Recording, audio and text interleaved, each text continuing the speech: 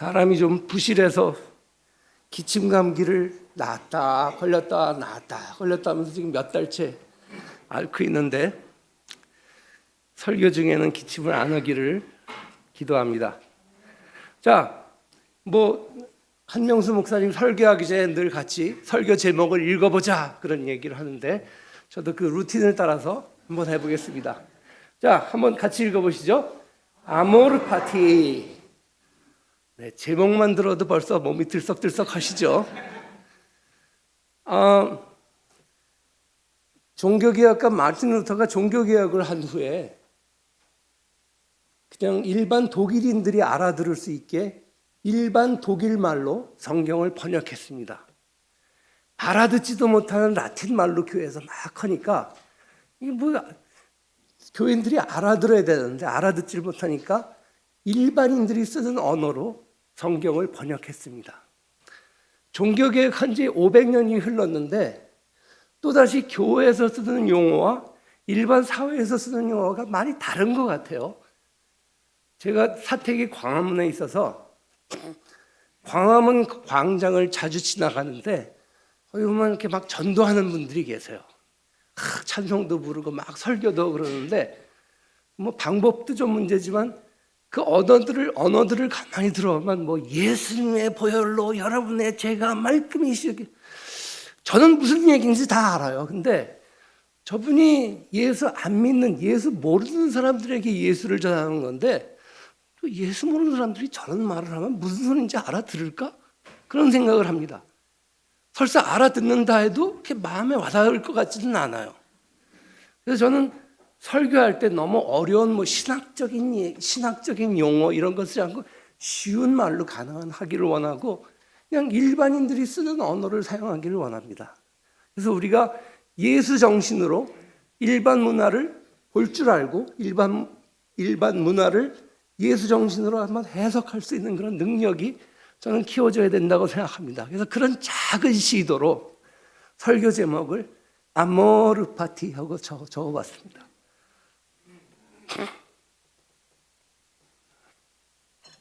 자꾸 입이 말라서.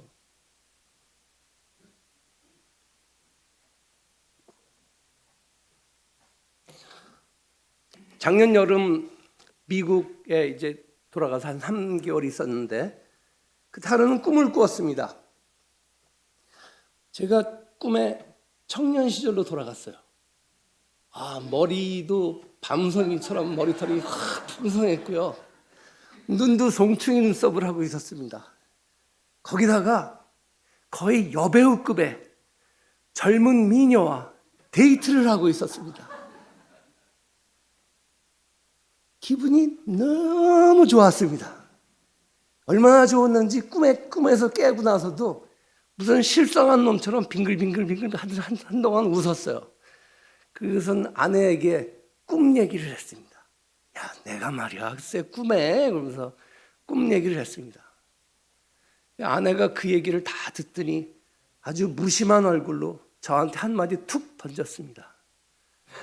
청춘이 그립구만.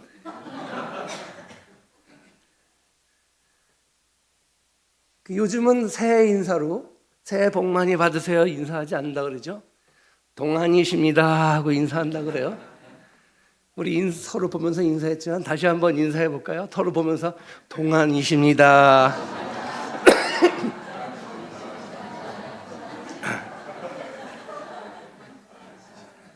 그런 소리 듣기 좋아한다는 건 늙었다는 소리입니다. 나이보다 젊어 보인다, 이런 얘기 좋아하는 건 늙었다는 얘기예요. 20대 젊은 사람한테 젊어 보인다고 그런 말 해봐요. 젊었으니까 젊어 보이는 거지. 내가 그렇게 노티나 보이나? 기분 나쁠 겁니다. 꿈에라도 청춘으로 돌아간 것이 기쁜 것이 제가 늙었다는 뜻입니다. 어느 틈에 저도 청춘을 그리워할 나이가 되었습니다. 여기 계신 많은 분들보다는 훨씬 어리지만 이제 며칠 후면 저도 만으로 62세가 됩니다. 그래서 우리 청춘을 그리워할 나이가 되었는데, 다른 한편으로 보면 또 청춘으로 돌아가고 싶지 않은 마음도 있어요. 그 청춘 시절의 방황과 불안, 미래에 대한 불안함, 나는 뭘 하면서 먹고 살아야 행복할까, 별별 고민들이 많습니다. 저는 요즘 한국의 청년들이 무슨 고민을 하면서 사는지 잘 모르겠어요. 그래서 지난주에 한번 청년들 모인 자리에서 그걸 물어볼까 하다가 갑자기 모여서 니네들 고민이 뭐니 물어보면 고민을 말할 것 같지도 않고 그래서 말았는데, 제 자녀들이 청년들이니까, 청년이니까 제 자녀들과 얘기해 보면 요즘 청년들이 제가 청년 시절을 못지않게 많은 고민과 번민을 하고 제가 청년 시절에 했던 고민보다 훨씬 더 고민과 번민을 많이 하고 있는 것 같아요. 그냥 한 개인의 고민과 번민을 넘어서 그냥 인류의 미래에 대한 고민도 하고요. 요즘 기후위기, 환경위기 이런 얘기를 하는데 제 세대보다 청년 세대들이 훨씬 그런 문제에 대해서 민감합니다. 자신들의 문제니까. 설상가상으로 우리가 살다 보면 뜻하지 않은 불상사, 불행한 일들을 겪곤 합니다. 그럼 우리가 어떤 반응을 보입니까? 내가 잘못한 게 있나? 내가 죄를 지었나? 옛날에 미국에 있을 때 젊은 애기 엄마인데 애가 그냥 아프면 저절로 무릎이 꿇어진대요. 하나님 잘못했습니다. 뭘 잘못했는지도 모르면서 하나님 잘못했습니다. 자기가 뭘 잘못해서 자기 애가 아픈 것처럼 느껴져서, 아니면 그런 불행한 일들이 거듭거듭 일어나면 이제 하나님한테 항의를 하죠. 하나님 어쩌자고 자꾸 저한테만 이러시는 겁니까? 제가 뭘 잘못했다고 이런 항의를 합니다. 물론 그런 불행한 일을 당해도 감사하는 게 그래야죠. 믿는 사람들이. 그게 정답인데 사람 마음이 이렇게 정답대로만 살게 돼 있지가 않습니다. 그렇지 못할 때가 훨씬 더 많습니다. 그래서 인생의 번민들, 삶의 무거운 짐, 혹은 불행한 일이나 재난 앞에서 얼굴이 점점 일그러져 가요. 제 나이 또래 남자들 보면 다들 이렇게 일그러진 얼굴을 하고 있습니다. 지난번에 남선교회 오후에 예배 드려 앞에 나와서 찬양을 하시는데, 죄송한 말씀이지만 다들 우리 여자분들은 여학생 같은 목소리로, 꾀꼬리 같은 목소리로 막 찬양을 하는데, 남성들은, 제 동기들을 만나도 여자들은 바짝바짝해요. 근데 남자애들은 제 동기들 보면 그냥 다 늙은이가 된 것 같아요. 남자들 불쌍해 죽겠어요. 그래서 그런 여러 가지 일들로 점점 얼굴이 일그러져 갑니다. 자, 구약의 유대인들은 재난 앞에서 어떻게 반응을 했을까? 유다 왕국이 바벨론 제국에 의해서 멸망당해서 예루살렘 성전, 예루살렘 궁전이 다 파괴되고 지도자급의 사람들이 바벨론의 포로로 잡혀갔을 때 유대인들은 그들의 신앙에 깊은 회의가 일어났습니다. 뭐지 이거? 다윗 왕국은 영원할 것이라고 주님께서 약속하지 않으셨나? 여호와 하나님은 약속을 지키신 신실한 하나님이라고 하지 않으셨나? 사랑 같지 않으셔서 그 사랑은 변함없고 영원하다고 하지 않으셨나? 그런데 왜 우리를 버리셨지?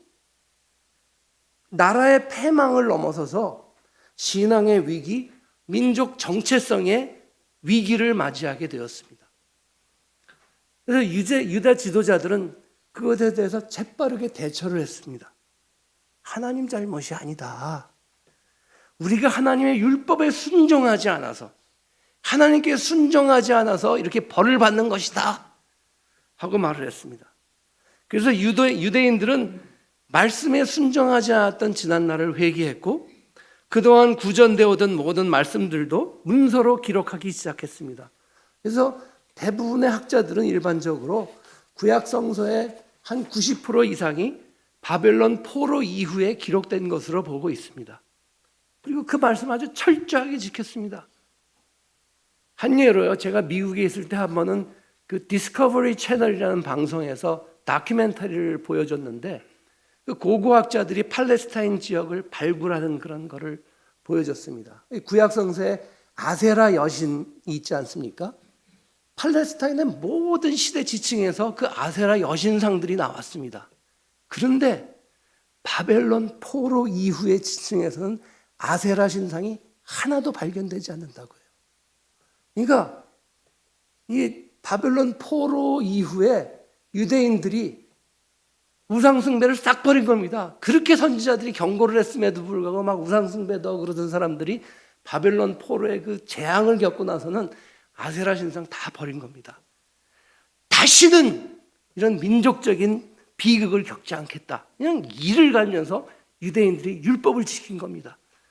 그러니까 여러분 좀 이해하셔야 될 게, 예수께서 오셔서 무슨 안식일 법이나 정결법 같은 걸 좀 무시하는 그런 행동들을 하고 말을 할 때 유대 종교 지도자들이 뚜껑이 열린 겁니다. 저놈 뭐야? 이거 왜 저런 거 지키지 않아? 하고 화를 낸 거죠. 그 사람들이 잘했다는 것이 아니고, 이 유대 역사를 이해하면 그 사람들을 좀 이해할 수 있을 것입니다. 이렇게 율법을 잘 지키면 복을 받고 순종하지 않으면 화를 당한다 혹은 저주를 받는다, 그러는 것이 구약의 지배적인 사상입니다. 우리말로 하면 인과응보죠. 잘못한 거에 대해서 벌을 받는다는 거죠. 그런데 이런 신학적인 이해에 따르면 우리 삶에 뭔가 안 좋은 일이 벌어지는 이유는 우리가 죄를 지었기 때문에, 말씀에 순종하지 않았기 때문이라는 것입니다. 그러니까 이 논리로 가면 실패하면 죄인이고, 병들어도 죄인이고, 가난해도 죄인이고, 인류대학에 진학하지 못해도 죄인이고, 머리가 빠져도 죄인입니다.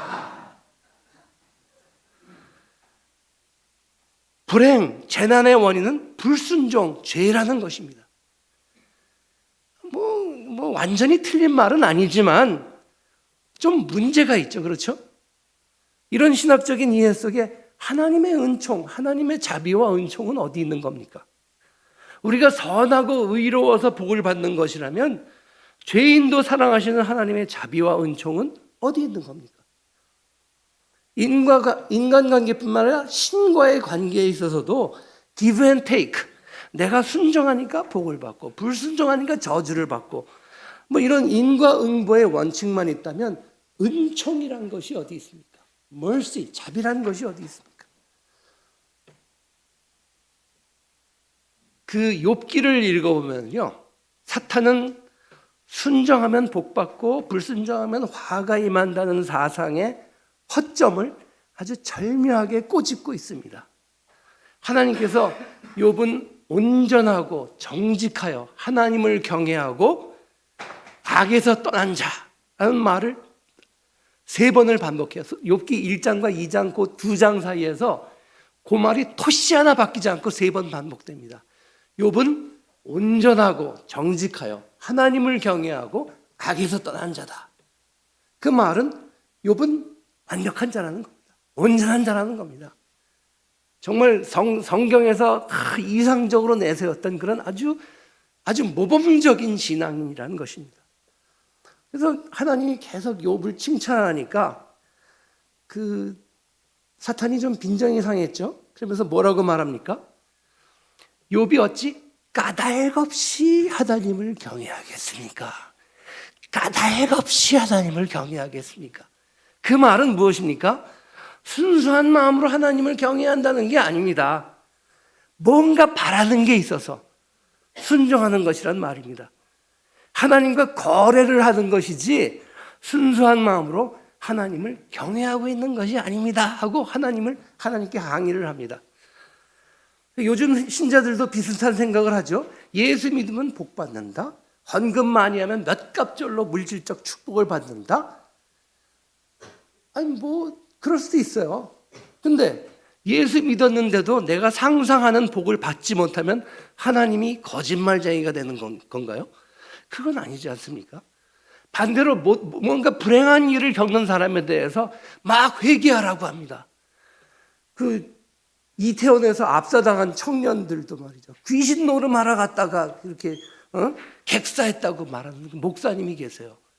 그 신학적으로도 맞지 않거니와 인간적으로도 그렇게 말하면 안 되죠. 남의 상처에 소금을 뿌리는 건 행동이죠. 왜 내 인생에 불행한 일이 벌어지든가? 왜 선하신 하나님이 세상에 악한 일이 일어나도록 내버려 두시든가? 성경은 한 가지 답만 우리에게 말씀하고 계시지 않습니다. 길거리에서 막 한 사람들처럼 예수 천당 불신 지옥 이런 것처럼 순종 축복 불순종 저주가 주를 이루지만 다른 대답들도 있다는 것입니다. 지혜란 무엇인가 하는 책에서 송민원 목사가 잠언 욥기 전도서를 아주 잘 비교해서 이 문제를 언급하고 있습니다. 여러분 그렇게 별로 어려운 책 아니니까 한번 사서 읽어보세요. 갑자기 책 장사가 됐네. 오늘 설교도 저기에 있는 내용에 입각해서 하는 것인데 좀 여러분에게 쉽게 전달하는 것입니다. 저 책 자체도 별로 어려운 책은 아닙니다. 잠언은 전형적인 구약의 세계관을 잘 반영하고 있습니다. 말씀에 순종하면 복을 받고 불순종하면 불행해진다는 것입니다.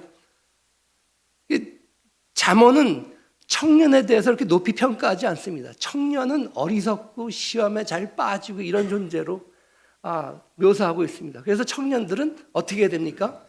인생 경험이 많고 하나님을 오랫동안 경외해왔던 아비의 말을 청종해야 하는 것이죠.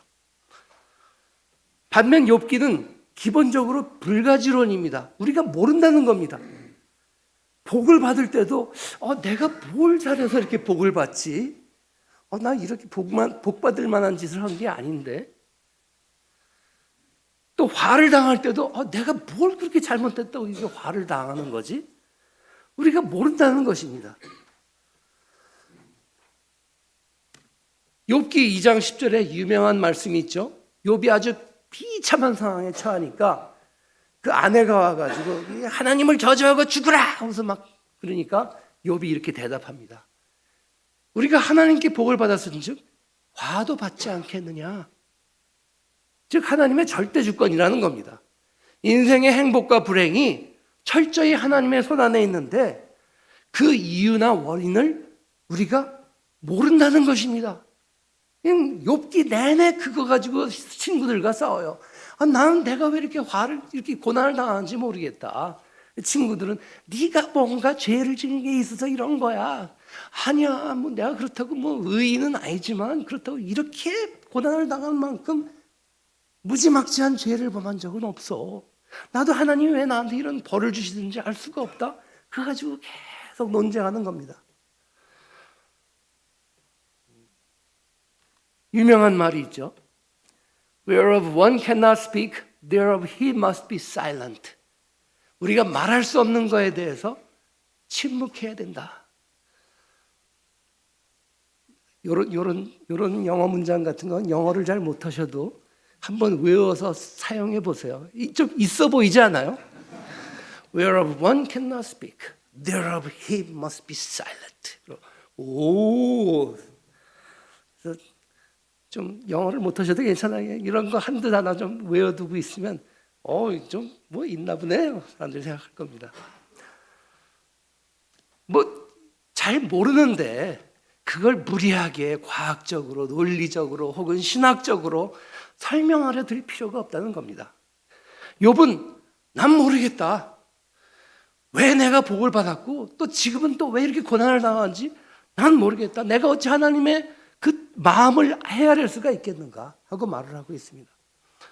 그럼 전도서는 또 뭐라고 말하고 있습니까? 하나님과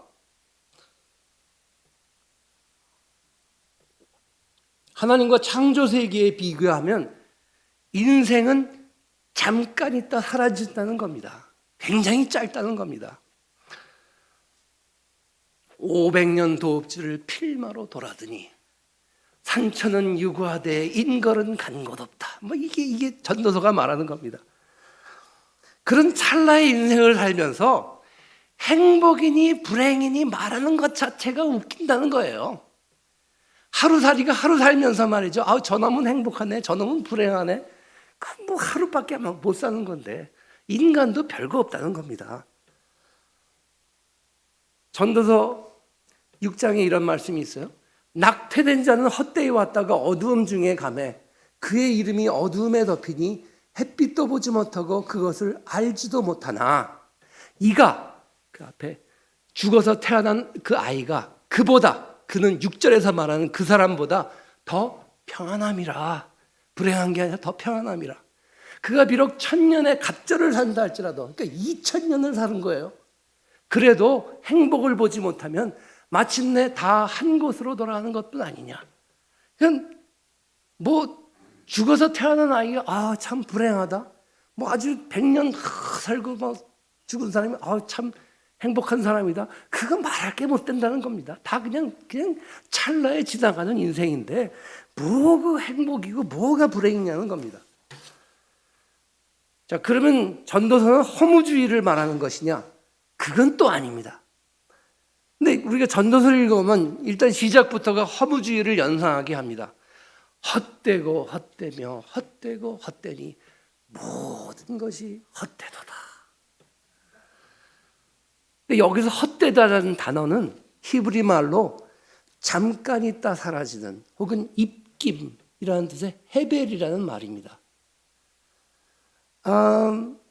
여러분 요즘 추운 겨울에 밖에 나가서 하고 하면 하얀 입김이 생겼다가 금방 사라지죠? 그게 바로 헤벨입니다. 잠깐 있다 사라지는 게 다 헛된 건 아니에요. 입김이 헛된 건 아니고 그냥 잠깐 있다 사라지는 겁니다.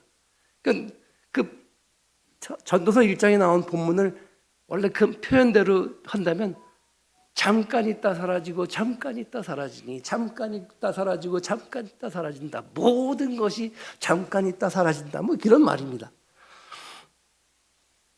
그렇다면 이런 전도서의 주제에 따라 오늘 본문을 어떻게 이해하면 될까요? 저는 사실 청년 어릴 때 이 구절을 별로 좋아하지 않았습니다. 청년이여 내 어린 때를 즐거워하며 전화 끊으시고 내 청년의 날들을 마음에 기뻐하여 마음에 원하는 길과 눈에 보이는 대로 행하라. 얼마나 기분 좋은 말이에요. 그 다음 말이 이상하죠. 그러나 하나님이 이 모든 일로 말미암아 너를 심판하실 줄 알라. 어쩌라는 얘기예요? 어쩌라는 얘기예요? 청춘을 즐기라는 말이에요? 말라는 말이에요? 굉장히 헷갈리지 않습니까? 그래서 별로 안 좋아했습니다. 근데 전도서에서 하나님의 심판이라는 용어는 죽음을 뜻하는 말입니다. 오늘 본문 뒤를 이은 12장 1절 창조주를 기억하라 하는 말씀도 죽음을 기억하라는 말입니다. 그 뒤에 나오는 표현들이 다 죽음을 상징하는 그런 표현들이기 때문입니다. 12장 1절 곤고한 날 아무 낙이 없을 때 2절 하늘의 해와 달과 별이 어두워지는 순간 4절 거리에 소리가 들리지 않는 때 5절 사람이 영원한 집으로 돌아가는 순간과 조문객들이 거리에서 왕래하는 순간 6절 줄이 풀리고 그릇이 깨지는 순간 이게 다 죽음의 순간을 묘사한 말들입니다. 그래서 계속 11장부터 12장까지 인간이 곧 죽는다. 인간이 언젠가 죽는다는 것을 얘기하고 있습니다. 그러니까 젊은 날을 즐기라는 겁니다. 이 모든 것이 끝나는 죽음이 곧 오기 때문에 또 청춘도 곧 사라질 것이기 때문에 10절에서 걱정하지 말라고 근심 걱정하지 말라 그러는데 그것도 청년도 이제 곧 지나가는 거기 때문에 너무 근심하지 말라는 거예요. 나 뭐 먹고 살아야 되지? 어떤 여자하고 어떤 남자하고 결혼해야 되지? 뭐 이런 거 가지고 너무 고민하지 말라는 겁니다. 잠깐 있다 죽음으로 사라질 인생이 허무하다는 것도 아니고 내일이면 끝이니 오늘 부어라 마셔라 하며 허랑방탕하게 살라는 권고도 아닙니다. 전도서는 그저 오늘 이 순간에 충실하게 행복하게 즐기며 살라는 것입니다. 어느 현자에게 어떤 사람이 질문을 했다고 합니다. 당신은 주님께 어떤 은총을 받았습니까? 저는 매일 언젠가 죽는다는 사실을 느끼는 은총을 받았습니다. 에이, 우리가 죽는다는 사실을 모르는 사람이 세상에 어디 있습니까? 하지만 누구나 매일 죽음을 기억하지는 않습니다. 매일 죽음을 기억하지는 않습니다. 인생은 짧고 언젠가는 죽는다는 사실을 항상 기억한다는 사실이 그리 나쁜 습관이 아닙니다. 그 기억은 오히려 오늘을 사랑하며 오늘을 즐기며 살아가게 하는 원동력이 됩니다. 우리가 나는 언젠가 죽는다는 사실을 기억하다는 말이 라틴어로 메멘토 모리라고 하네요. 그리고 자신의 운명을 사랑한다는 말은 여러분 트로트 가사에서, 노래 가사에서 익히 잘 알고 있는 아모르 파티입니다. 그래서 메멘토 모리 해야 아모르 파티 할 수 있다는 겁니다. 내가 죽는다는 사실을 기억해야 내 운명을 사랑하고 오늘을 즐길 수 있다는 겁니다. 그런 의미에서 잠깐 있다 사라질 인생을 노래한 전도서는 결코 허무주의를 노래한 것이 아닙니다. 오히려 긍정적이고 적극적으로 현재 내 삶의 처지를 헤쳐나갈 수 있는 힘과 용기를 제공하고 있습니다. 오늘을 사랑하라. 오늘을 즐기라. 이 전도서의 가르침은 청년뿐 아니라 우리 모두에게 전하는 지혜입니다. 몸은 오늘을 살면서도 마음은 오늘을 살지 못할 때가 우리 너무 많습니다. 다 지나간 과거에 머물러서 열등감과 후회를 하고 있는 사람이 있는가 하면 내가 왕년에는 말이야 그러면서 과거의 영광에 머물러 사는 사람도 있고 혹은 아직 오지도 않은 미래에 쓸데없이 미리 가서 막 염려하는 사람이 있습니다. 내일 아침에 직장에 가면 그 진상을 또 봐야 되는데 그건 내일 일이고 오늘은 여러분 여기서 즐기시면 됩니다. 오늘 저녁은 뭐 해 먹? 그건 오늘 저녁이고 오늘 예배당에서 예배 끝나고 교회 음식 맛있게 먹으면 됩니다. 여러분이 발을 디디고 서 있는 지금 여기를 사랑하며 사시기 바랍니다. 저는 그렇게 사냐? 저도 그렇게 못 살 때가 많아요. 그냥 희망사항입니다. 우리의 모두 희망사항입니다. 특별히 청년들은 저처럼 말도 안 되는 꿈을 꾸면서 청춘을 그리워하는 나이가 되기 전에 청춘을 사랑하며 즐기며 사시기 바랍니다. 그 이유는 저와 여러분 모두 잠깐 있다 사라질 운명이기 때문입니다. 그 설교 제목으로 가요 그 노래 제목을 붙였으니까 그래서 제가 한번 인터넷으로 그 가사를 한번 봤습니다. 산다는 게 다 그런 거지. 누구나 빈손으로 와 소설 같은 한 편의 얘기들을 세상에 뿌리며 살지. 자신에게 실망하지 마. 모든 걸 잘할 순 없어. 오늘보다 더 나은 내일이면 돼. 인생은 지금이야. 그리고 뒤에 보면 또 나이는 숫자, 마음이 진짜. 가슴이 뛰는 대로 가면 돼. 이제는 더 이상 슬픔이여 안녕. 왔다 갈 한 번의 인생아. 정말 기가 막힌 가사입니까? 죄송한 말씀이지만 저는 어떤 때는 그 뜬구름 잡는 가사들로만 가득한 복음성가 부르는 것보다 이런 가요를 부르면서 은혜 받을 때가 참 많아요. 얼마나 마음에 와닿은 가사 한 구절 한 구절이 얼마나 마음에 와닿습니까? 진하게 와닿습니까? 또 여러분 너무 다른 사람을 의식하지도 만족시키려 하지도 마시고 주체적인 존재로 살아가시기 바랍니다. 너무 엄마 말 들으려고 할 필요도 없어요. 엄마가 시키는 대로 한국은 좀 그런 게 심한 것 같은데 생각보다 다른 사람은 나에 대해 별로 깊이 생각하지 않습니다. 제가 살아보니까요. 그 보는 순간에 뭐 지적질하지만 그걸로 끝이에요. 나에 대해 나만큼 생각하고 고민하는 사람이 없습니다. 심지어 나를 무지하게 사랑하시는 엄마도 나만큼 나에 대해서 고민하고 생각하지 않습니다. 다른 사람 눈을 의식하며 살기에는 인생이 너무 짧고 저와 여러분 모두 금방 사라질 운명이기 때문입니다. 저는 자녀들도 이렇게 좀 방목하는 스타일로 그냥 하고 싶다 그러면 그래 해라. 저거 그래 해라 했는데 지난 여름에 갔는데 큰아들이 저하고 얘기를 하면서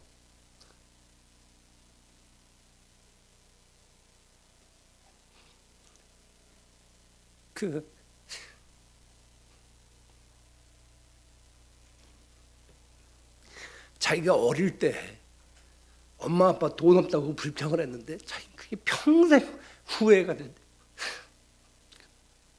그냥 엄마 아빠가 자기를 있게 해주고 엄마 아빠가 나를 믿어준 것만으로 난 그거 평생 그 은혜를 다 못 갚아요. 그래서 눈물이 글썽글썽 저도 막 그 생각하니까 저 또 눈물이 나네. 저는 하나님도 저와 여러분이 자주적인 자유인으로 살기를 원하신다고 생각합니다. 저는 그런 생각도 해봐요. 주만 의지합니다. 주만 바라봅니다. 찬송하는데 한번 저도 그런 찬송하면서 은혜 받고 그러는데 어떤 때는 그런 생각도 합니다. 예수님이 어떤 때는 그만 나만 의지해라. 네가 알아서 살아. 니네끼리 잘 살아. 내가 그걸 위해서 십자가에 달려 죽은 거야. 너 자주적인 인간이 되라고. 자유인이 되라고. 사람도 그렇지 않습니까? 30, 40이 돼도 엄마 치마폭에 쌓여서 엄마가 시키는 대로 하는 사람 뭐라 그럽니까? 그런 남자 뭐라 그럽니까? 마마보이. 마마보이 아니에요. 3, 40이 돼서는 지가 알아서 해야지. 엄마가 시키는 대로. 그래서 고부간에 갈등도 생기고 말이죠. 뭐 하는 거예요? 정상적인 엄마라면은 자녀가 그렇게 의존적인 존재가 되는 건 원치 않을 겁니다. 하나님 역시도 우리가 그런 의존적인 존재가 아니라 우리 자주적으로 살기를 자유인으로 살기를 원하신다고 저는 믿습니다. 소신껏 사시기 바랍니다. 미국에 가니까 뭐 어떤 사람은 쫄바지 입고 다니고 어떤 사람은 판타롱 입고 다니고 뭐 자기 꼴리는 대로 입고 다녀요. 너무 좋더라고요. 한국은 왜 이렇게 유행에 민감해?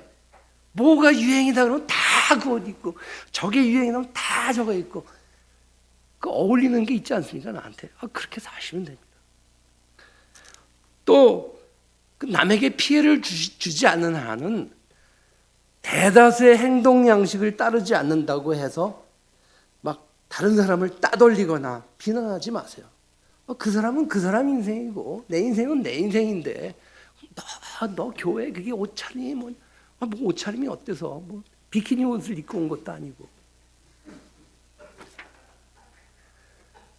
우리 쉬엄쉬엄 좀 즐기면서 살아갑시다.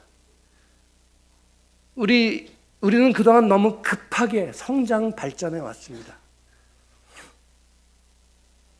한국 사회는 이제 계층이 공고해져서 더 이상 개천에서 용이 나지 않는다 그래요. 저는 잘됐다 생각합니다. 이왕 그렇게 된 거 개천의 지렁이로 살아도 차별당하지 않고 만족하며 살 수 있는 그런 세상이 되면 훨씬 나은 거 아닙니까? 입에서 그 불을 뿜어대는 용들만 가득해서 막 무시무시한 그런 세상 되는 것보다 개천의 지렁이로 사는 게 훨씬 평화로운 세상일 것 같습니다. 용이 되려고 길을 써봐야 결국 저와 여러분도 곧 사라질 존재들입니다. 이제 총선이 다가와서 국회의원 되려고 난리들을 치는데 저는 이상해요. 그런 거 왜 하려고 그러는지 모르겠어요. 한국에서 보니까 정치판에 뛰어들면요 아주 정상적이고 멋있는 사람도 1년 만에 얼굴이 거지같이 변합니다. 뭐 그런 거 왜 하려고 그러는지 모르겠어요. 곧 사라질 사람들인데 정치는 뭐 꼭 죽기 전에라도 몇 년만 지나면 그 존재조차 잊어버립니다. 장년들은 돈과 권력에 너무 취해 살지 마시고요. 가졌다고 우쭐대고 없는 사람 홀대하고 이런 걸 성경에서 가장 자주 지적하는 죄입니다. 또 뭐 없다고 너무 쪼그라들 필요도 없습니다. 저도 뭐 우리 아들도 그런 논평을 했지만 저도 평생 그냥 목사로서 간당간당하면 살았어요. 그렇다고 해서 너무 쪼그라들 필요 없습니다. 왜? 그것들은 모두 가진 거건 없는 거건 금방 사라질 것들이기 때문입니다. 그것보다는 있는 처지에서 오늘 하루 지난주에 목사님이 말씀하신 것처럼 힘들고 어려울수록 잘 먹고 잘 자고 즐겁게 사시기 바랍니다. 오늘 제가 드린 말씀 다 잊어도 됩니다. 그런데 이것 한 가지, 메멘토 모리, 나는 언젠가 죽는다는 사실을 기억한다는 거.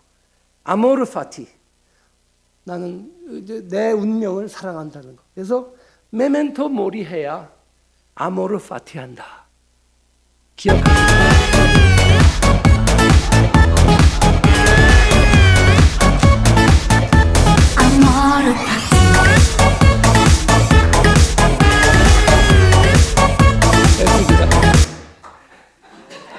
주님께 감사합니다.